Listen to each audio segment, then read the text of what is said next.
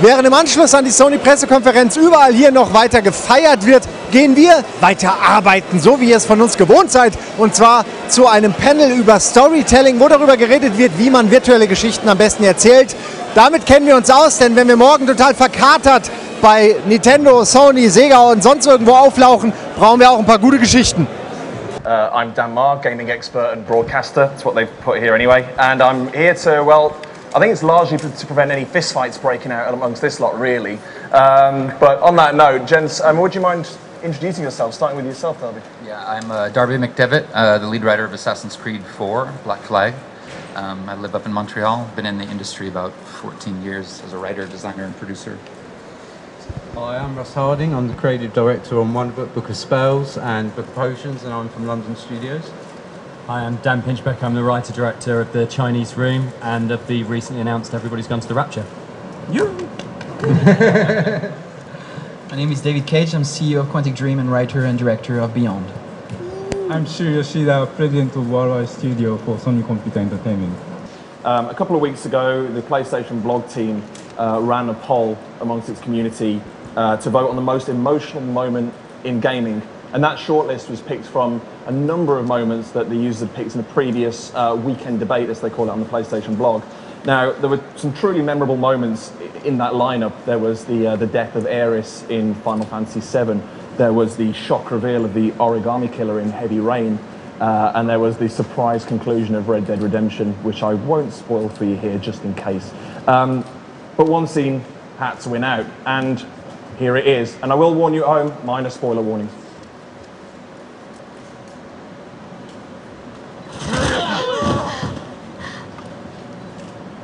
It's okay, baby. We're safe. We're safe.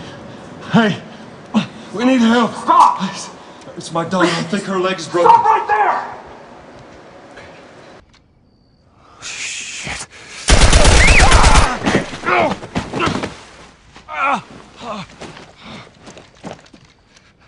Please don't.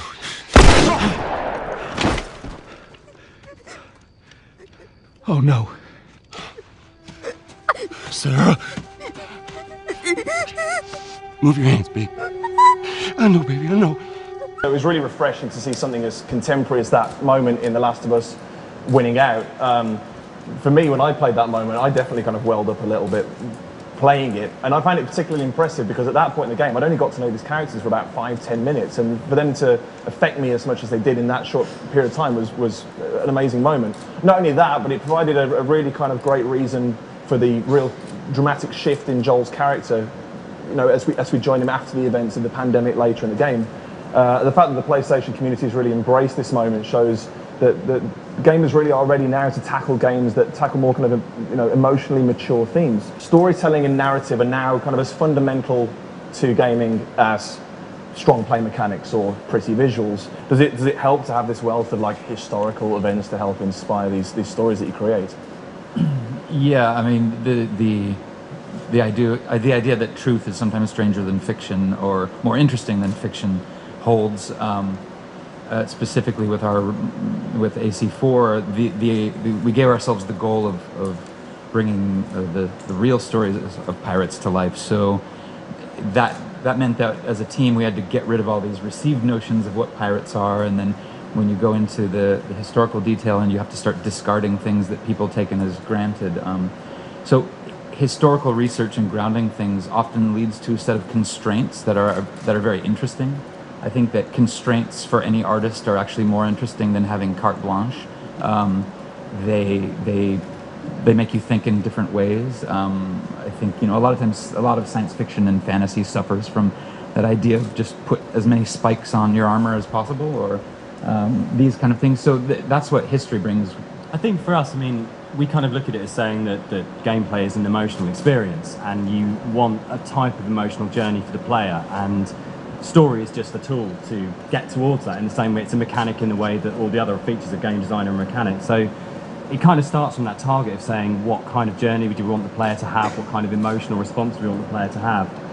And I mean, it's one of those things, I think, writing, like most kind of creative aspects of game design, it's sometimes difficult to quantify and break that down into technical things. You kind of go, I know where I'm going, and things naturally kind of fall into place and bubble up. And that's kind of the easy bit, and the hard bit is then taking those things that bubble up and turning them into a form that actually is going to be something which is going to solidly deliver what your vision is.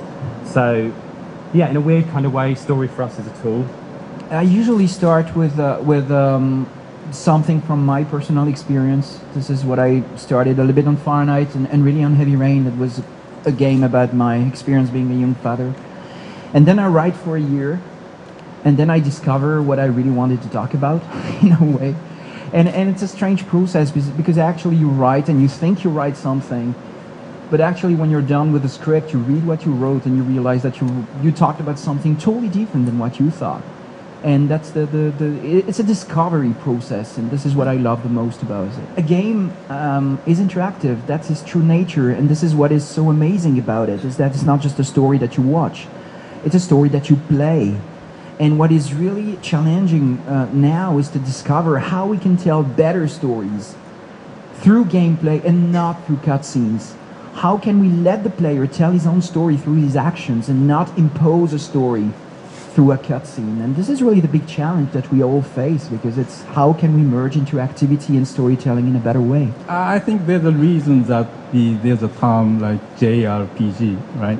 And as far as I can tell, there are more times, JRPG is the term is used. It has like slightly negative connotations, and of course some people love JRPGs, and that's great. But the part of that is cultural differences that the people in Western cultures may not appreciate the subtleties in Japanese game developers' stories, but the other times are just quality of the stories itself in these games. So definitely the culture plays a role.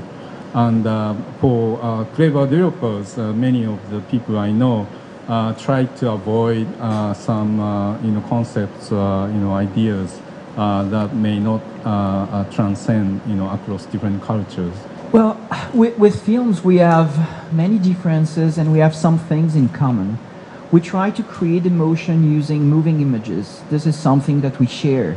And we have interactivity that is something that we own, that is really our language and that we continue developing. But telling a story with moving images, with a script, with dialogues, with actors is something that we share. And films do that very well for 100 years. So there's a lot to learn here. Now, a few years ago, most people would be more likely to compare gaming to film. I've recently noticed that people are starting to consider TV as the new benchmark for the quality of storytelling, thanks to the likes of like Breaking Bad, The Wire, Game of Thrones. Do you think that's more of an apt comparison for games to strive for, being that games are longer experiences and kind of loan themselves better to kind of episodic structure? The Assassin's Creed series, we actually, this game specifically, we did a lot of data research to see what the average playtime of an Assassin's Creed fan is, and we found it to be somewhere on the order of 60 minutes to 90 minutes per play session. So when we were designing the memory sequences, as we call them, we kind of designed them around a narrative beat. There'd be a narrative beat for the entire game, but then there would be these mini beats that would sort of be episodic pieces of content. And we made sure that's knowing that a player is going to be with us for 20, 30 hours, that we had to surprise them in, a long term, short, medium term, and short term. The short term being, what is your objective at that moment, So yes, I think the TV series metaphor is apt. Games are longer quite often and require a great deal of attention. Yeah, I agree that the format is definitely closer to TV series than films in many ways. We need to tell stories that are at least 10 hours long, but we also need to deal with an extra depth in the script that is non-linearity. So we don't tell just one story. We tell many different stories, many different variations around the story, giving different paths, different consequences to different actions, leading to different endings. So it's an interesting exercise, and it's some work. But you can do it, but you can only work with actors who respect the medium. I mean, there are many actors who will just come and say, okay, how much money am I going to get? And then you know that this is not the right actor for the piece. So with Ellen and Willem, they were really, truly interested by the script, but also by this new experience, something they haven't done before, and they just wanted to experiment and to try and see. So you need to find actors who have this mindset. That's for me very important. So Darby, I understand an Assassin's Creed film is currently in the works with Michael Fassbender starring. And it was just announced the Watch Dogs films is also being produced in association with Sony Pictures. Although you can't say anything, do you believe these films may be the ones to finally break the 20-odd-year-long curse of the bad video game movie? I have no idea. I'm hopefully dodged. Hopefully, yes. I mean, with our series, there's actually, it's broader than just that. There's comic books and short films that we've already done, and so we're just really dedicated to creating a large, believable universe. And it used to be, I think, in the 80s and 90s, when some game was announced, it would be announced for PlayStation 2 and Game Boy, you know, and it would ostensibly be the same game, but not really. So we, at least at the beginning of this franchise, we decided that every offshoot in whatever medium it was, it would tell its own story. It would feel like a necessary part of the universe. Sorry to disappoint you, though. I can't say anything about That's fair enough. Jude, many games from Western developers now are attempting to do away with non-interactive cutscenes. You previously expressed your frustration at not being able to skip through cutscenes, but for many Japanese developers, it still seems that it's perceived as an integral part of the experience, and I can't help but think of games like Metal Gear Solid and series like that. Do you think there's still value in the traditional gaming cutscene? Of course, yes. I'm trying to be politically correct here. Yeah, because I don't represent I do not necessarily represent the Japanese development community. But you know, one part of the choice of real-time storytelling comes from the production cost. You know, creating rendered movies is very expensive, and it's very hard to make changes, and you know, making everything real time helps in many regards, and the quality of the real time scenes becoming better and better. Like you know, the social demo that Conti created was totally interactive, real time on PS4. That was amazing to watch. It's kind of very strange to see, you know, try to understand this is running in real time, and what it can allow the game developers to do compared to making very nice looking FMVs. So I think it's a natural progression. Which do you think is more powerful, telling an emotional story through speech or not saying anything at all, which I guess is in reference to a game like Journey, for example. So let me pass that to Dan. I think it's tools for the job. I mean, I think it's dangerous to say can and can't and should and shouldn't and to try and apply that blanket to some games. In some games, using speech is the only option. In some games, using speech is a terrible option. I think the way to kind of look at it is to, I think there's a standard thing of games are a visual medium and you should show, and I think we try and hold back voice for things that you can't represent or that wouldn't be effective if they represent, like complex and sort of ambiguous emotions tend to have the life drained out of them when they're represented visually, but you can go a great way with suggestion and inference with voice, so it's a useful place to use that. But at the same time, you know, describing is just stupid, it makes no sense at all. So yeah, that's a real cop-out of an answer, but I think it is. I think it's the only sensible thing. I think it's like creating any form of media. You look at the tools that are available to you and you say, where's my target? What's the best device for reaching that target? And you're smart about the way you deploy things. So yeah. I think it's interesting because we talked about TV earlier, and for me, I'm more interested in music and looking at things like the way in which orchestral constructions are made or jazz constructions are made to take the listener on a journey. And I think rather than looking at just going mapping straight across from one visual medium to another, we can learn a hell of a lot from non-visual mediums in terms of how we tell stories, because you have incredibly complex emotional storytelling going on in music that doesn't have any kind of explicit narrative to it, which is incredibly inspiring, I think. But it's more about rhythm and tone and beat. Yeah, but it's the emotional response you generate through taking someone through that arc is really interesting. No, I agree. It really depends on the story that you want to tell. Some stories need words.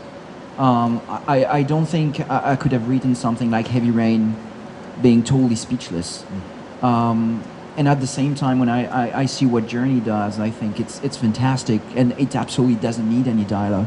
But also what has changed for me through the years is the technology. Because in the past, when your character was scared, for example, you really needed him to say, "Oh, I'm scared," because no one could tell just watching.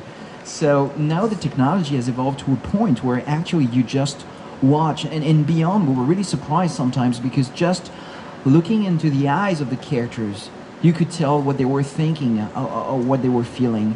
And for me, this is really technology that allows that technology combined with talent, the talent of the actors, of course. And if you have these two things, you can really say things through just eye lines and different things like that. Do you think we are now with PlayStation 4 at a stage where the quality of the performance capture and the facial capture is at such a stage that the writers are allowed to inject a lot more subtlety into their writing because so much can be conveyed through expression?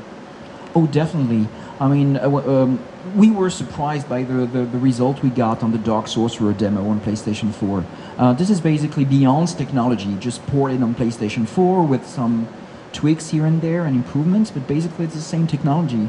And we really had the feeling we got a lot of subtlety, especially in the eyes and in the expressions, and performance capture now allows you to have body language in sync with the face and the audio. And for me, that's a major improvement. And for me, the quality of Dark Sorcerer is just the starting point. This is not an achievement, this is just the starting point. I mean, the quality will get much better than that through the next-gen cycle.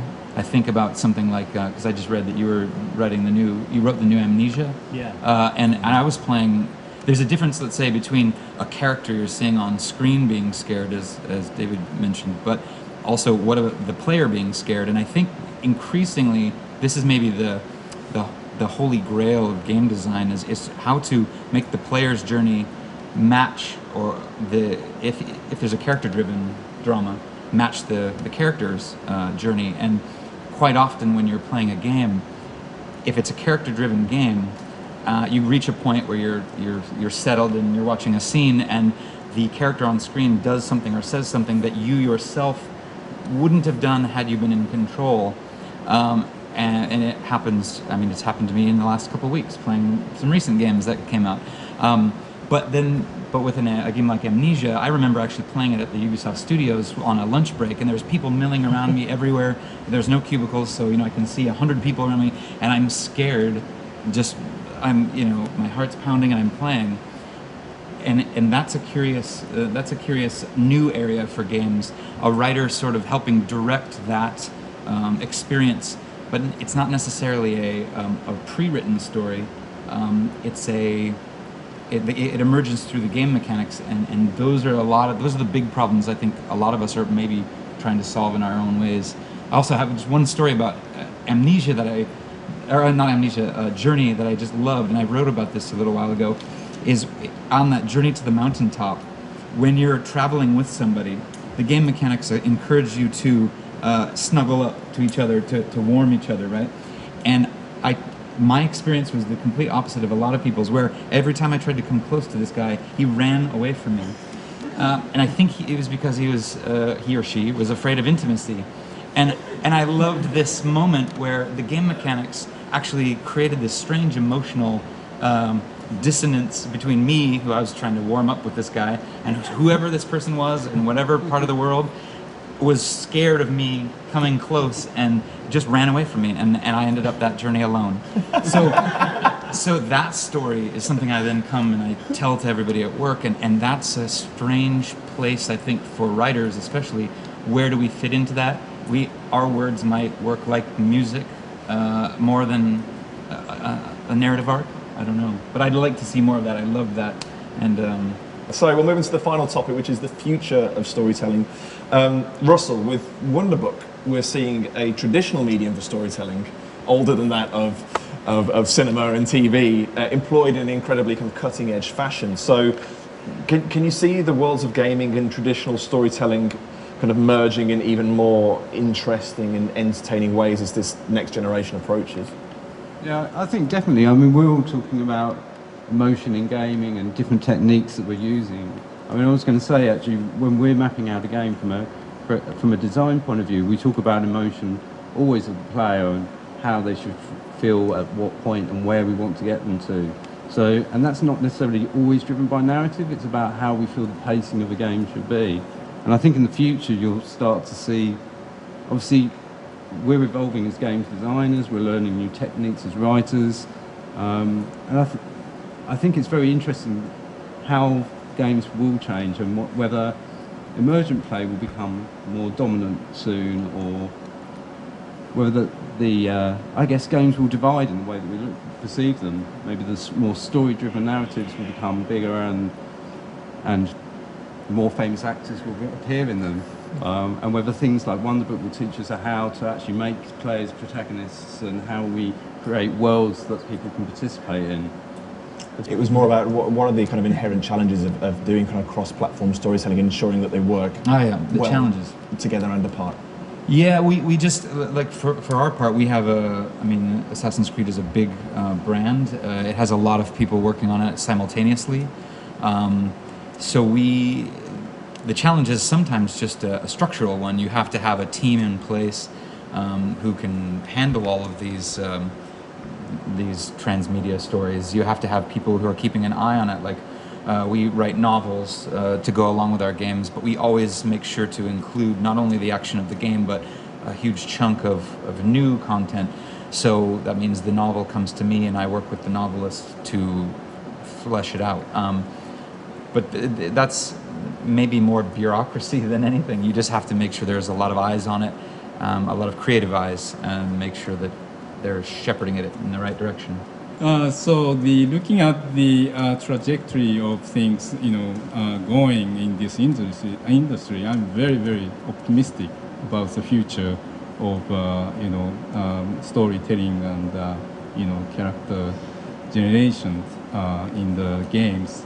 And so my goal is to live long enough to be really, when I'm getting older and my families would leave me and I'm alone, but I still be able to interact with really fascinating people in the digital world. I'm really taken by games' ability to mess with a person's sense of scale. I remember there was a time in 2005 where I kind of thought about leaving the industry to pursue other writing projects, and then I played Shadow of the Colossus, and it convinced me to stay in the industry, specifically because of the scale of the story and the scale and the level of my involvement in that story. And games like Grand Theft Auto or Assassin's Creed create these worlds that because of the game technology, you're able to sort of explore a world in a way that no medium has ever allowed. So I'm interested in scale. I think that's for whatever that means. I just wanted to ask, we've talked a little bit quite a lot about the influence of film on video game storytelling and how video games can learn from film. But I found that for most of the 2000s, some games were so obsessed with being films that they actually kind of forgot how to be games. Do you think that the preoccupation with film that video games have had for so long can be a limiting factor as well as a positive influence? Yes. Yes. You can't limit your inspirations to one medium. It's stupid. It's just a stupid way of approaching it. You have to look at everything. And you also have to look at the fact that we're game developers and we make games, and games should develop their own language. And the faster we develop our own language, the faster we don't rely on other mediums, the better we'll be. What I mentioned earlier, I think playing a game where the mechanics and the narrative, the pre-written narrative, let's say, conflict is, let's say when I was playing The Last of Us, there was a level at which, what's his name, Joel, where his relationship with the little girl did not match my relationship with the girl. And I remember sitting back and watching this cutscene and feeling like all the things that I'd actually done, the mechanics where I have stealth options and I have combat options, and these are the sort of the physical tools I have. I had spent so much time protecting her or and protecting my group that when it came time to watch these cinematic sequences, I felt alienated from this guy on screen who I'd previously been controlling, and I think that at least at that level, this conflict is pretty heavy in a lot of games, but it comes from using the language of cinema at certain points and then shifting the burden to the player to accomplish these other, let's say, game verbs, run, kill, hide. So in that sense, relying on cinema too much can be quite a burden. Schön da gewesen zu sein, schön mal ein paar Meinungen von Profis gehört zu haben, die wirklich ihr Geld damit verdienen, dass sie Leute begeistern und Geschichten erzählen. Ich würde am liebsten jetzt noch hingehen und mir von David Cage sämtliche Genitalien signieren lassen. Geht aber leider nicht, habe ich heute leider nicht mitgebracht. Mensch, das ist aber ärgerlich. Wie, deine Genitalien, die sind doch da. Nee, die habe ich zu Hause gelassen, nein, leider. Doch, nein, das sieht nur, das sind Prothesen. Komm, lass deine Genitalien. Timon, komm. Geht's weg. Ich fang ihn. Wie heißt der? Daniel? Nein! Daniel! Du Arschgeige, du.